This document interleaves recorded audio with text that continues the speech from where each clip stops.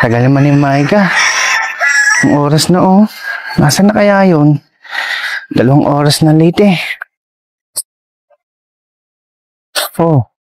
Oh, ano naman? Maika, ba't ngayon ka lang? Kanina pa ako nag-aantay dito eh. Eh, alam mo naman may ginagawa pa ako. Eh, Maika, maiba tayo ha.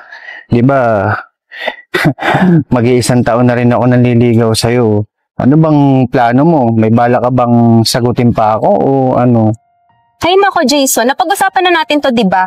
Alam mo naman, ayoko muna ng distraction sa pag-aaral ko.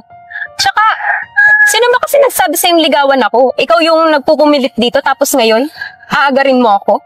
Hindi naman sa ganun sa inaagad kita, Maika. Diba, sabi ko naman sa'yo, lahat ibibigay ko sa'yo.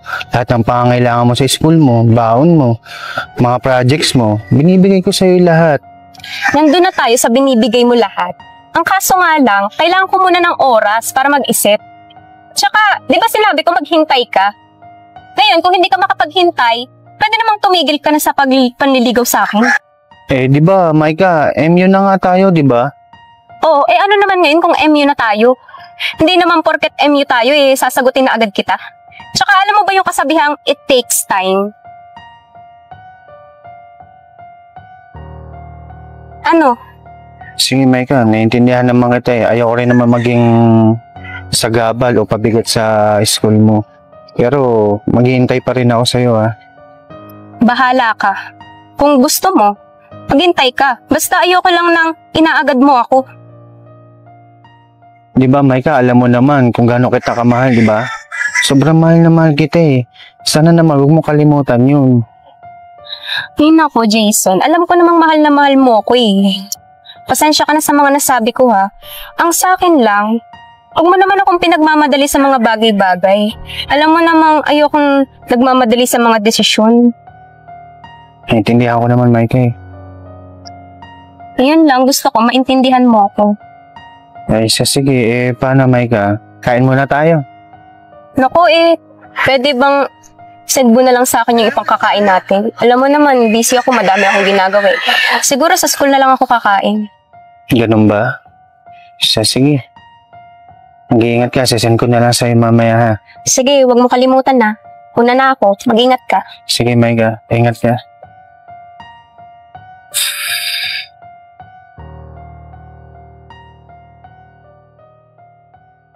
Tambay muna tayo dito, pre. Mamaya, punta tayo ng amihan. Punta sa amihan? Oo, masarap pagkain dun eh. Uy, Samay ka. Hoy, Maika. Pusa? Ayos lang. Sabay pa eh. Oh, anong atin? Ito nga pala, si parang Jason, ba't di mo kasama? Ito na nga kasi may kukwento ko sa inyo. Tingin nyo, ayos ba? Pogi, di ba? Sino naman yan? Ang tangkad niyan, maputi. Famous sa school namin. Ka-MU ko. Pogi nga siya. Kaso, may karami ang ginagawa mo na yan. Hindi mo ba alam yun? At hindi alam. Di ma, MU na rin kayo ni parang Jason? Ito na nga, ka-MU ko siya. Kaso nga lang, alam mo yun, hindi kami fit. Ang tanda niya na, tapos ang taba pa. Eh ito, pogi na, matangkad pa, tsaka famous. Tsaka ano bang future ko kay Jason? Baka pag-graduate ko, pasalan agad ako noon. Sayang naman pinag-aralan ko. Eh dito, yayaman pa. Pogi nga yan. Kaso anong sasabihin ng mga tao sa iyo? Pag nakita ka na kasama mo yan, kagaya nun, kasama mo si Jason kahapon. Eh, huwag na natin pansinin ng chismis. Mga tao talaga ngayon, chismosa. Tsaka higit pa par, di ba pa mga gwapo, mga babaero yung mga yan? Boy, oo pare. Napakadaming ganun. Kaya mag-iingat ka dyan. Pogi ka, matangkad nga. Oo. O kung babaero naman, sigurado ka ba na kung sinagot ka na, ikaw lang yung babae niya? Kayong dalawa, akala ko bang mga kaibigan ko kayo? Bakit di ko makuha yung suporta nyo? Kaibigan mo nga kami. Kaso naman pre, di ba, mali naman yung ginagawa niya. Lalo pat kaibigan din natin si parang Jason. Boy, sadyo. Ay nako, ayaw nyo ba nun? Malay nyo makinabang din kayo dito. Siguro naman, di mangyayari yun. Pero yan, no? Tsaka yung mga ganyan, di ba may karma yan? Boy, sobra talagang karma yun pagkadating ng araw. Alam nyo kayong dalawa nakakatawa kayo, 2023 na naniniwala pa rin kayo sa salitang karma. Boy, oo, naranasan namin yan dati. Nakarma din kami. Alam mo, mas maganda pa, kain na lang tayo sa ano? Sabihan. Madami pa tayo sa karma eh. Ano, ba gusto mo sumama? Ay, nako, bahala kayo dyan. Huwag mo kiyain yun. Sige na, tara. Diyan ka na muna ha.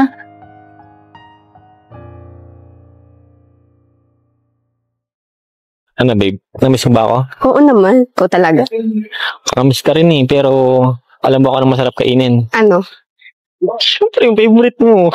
Anong favorite ko? Tinatanong pa na ba yun? Ano ba yung mga joke mo? Huwag kong magets. Gutom na ako eh.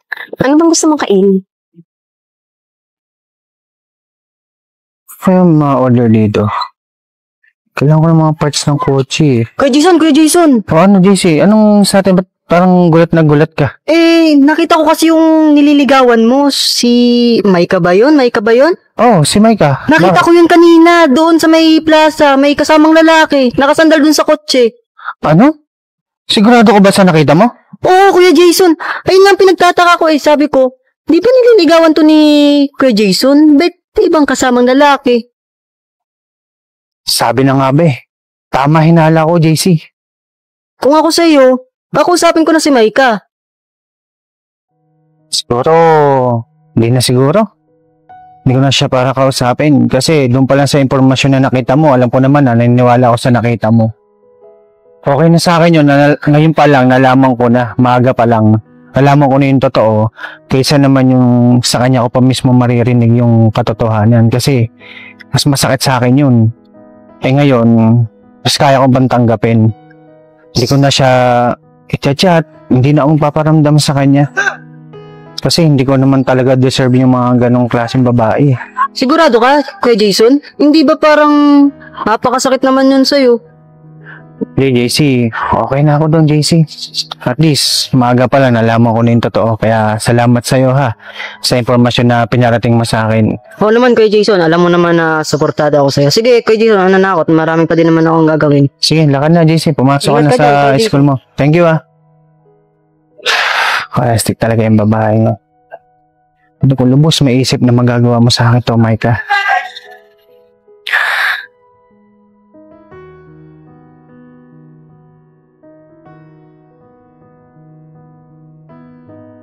Alam mo, sabi, masarap na yung pagkain. Ba, syempre, kaya nga palagi yung pinupuntahan ko eh. Thank you, ha. Ano to ha? Sino kasama mo babae?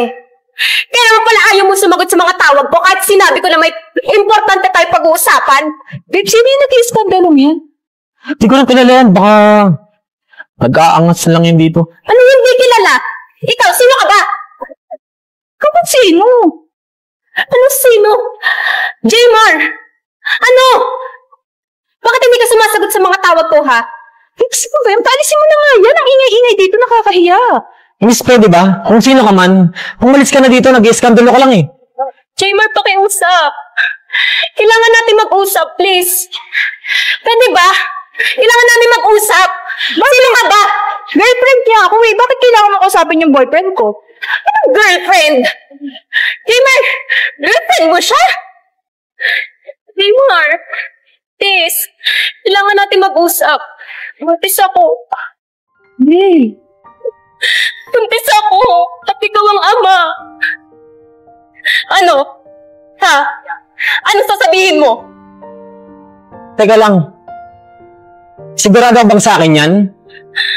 Ang kapal ng mukha mo. Simulat sa pool, alam mo, ikaw lang nakagalaw sa akin. Pwede ba? Huwag kang mag-invento. Ano ang akala mo? Hindi ko alam na may ibang gumagalaw sa'yo? Ha? Grabe ka. Ang kapal ng mukha mo. Ano may ibang gumagalaw? Alam mo, ikaw lang. Babe, please, paalisin mo na yan. Jaymar, please, mag-usap na tayo. Nasisiraan ka na ng ulo. Kailangan ng tatay ng anak ko. Kailangan niya ng tatay. Please. Maawa ka naman sa amin. Hindi ko yung pananagutan dahil alam kong hindi yan sa akin. Naiintindihan mo? Kailangan ko ng suporta mo bilang tatay ng anak ko, please. At ikaw naman, ano bang ginagawa mo dito? Sino ka ba, ha? Anong girlfriend? Hindi mo ba naririnig? Magkakaanak na kami!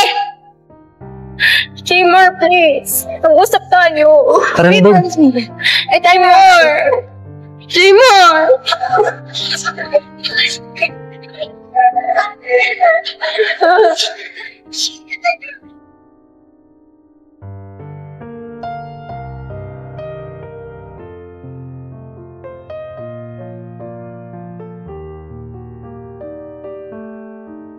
Jason, Oh, my God.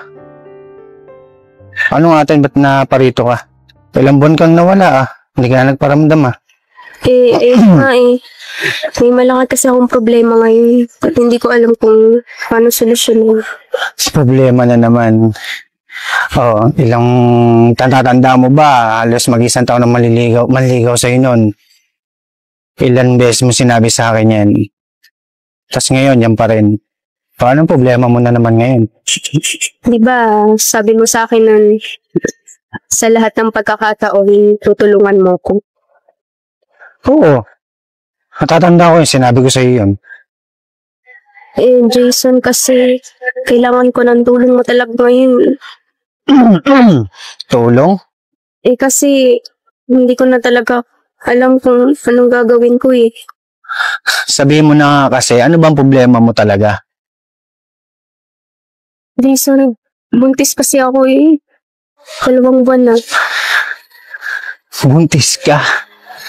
So, ibig sabihin, yung taong lumapit sa akin, totoo lahat ng sinabi niya. Na may iba ka. Huwag ka munang magalit, please. Pakinggan mo muna ako. Okay, fine. Yung tatay kasi ng baby ko, ayaw niya sa amin. Tinakbuhan niya kami.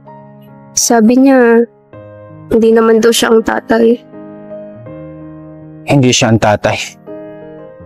Wala namang iba siguro Hindi siya naniniwala. Maika, Jason, hindi ko na alam. Please, tulungan mo ko.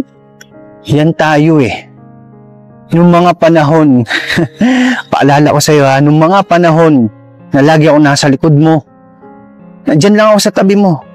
Sa lahat ng oras, lahat ng problema mo, Maika, andyan ako, di ba?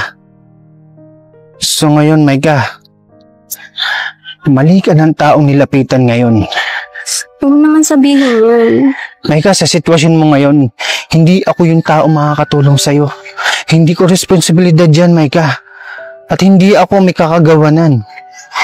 Tapos sa akin mo iaasa? Hindi ka ba naawa sa amin ng anak ko? Maika, ando na tayo Oo, naawa ako sa'yo, Maika, pero hindi ko para saluhin yan. From time na mga nagmamakaawa ako sa'yo noon, nasagutin mo na ako, na nagmamakaawa na ako sa'yo, nagmumukha na akong tanga. Pero ang ginawa mo, inatsapera mo ako, Maika. Tapos ngayon lalapit ka. Para saluhin ko yan. Pasensya ka na, Maika. Hindi ko kayang ibigay sa'yo yan. Kaya, Maika, sorry talaga. Kailangan ko nang umalis. Jason, May meeting pa ako sa mga kliyente ko. Pasensya ka na. Diyan ka na. Jason.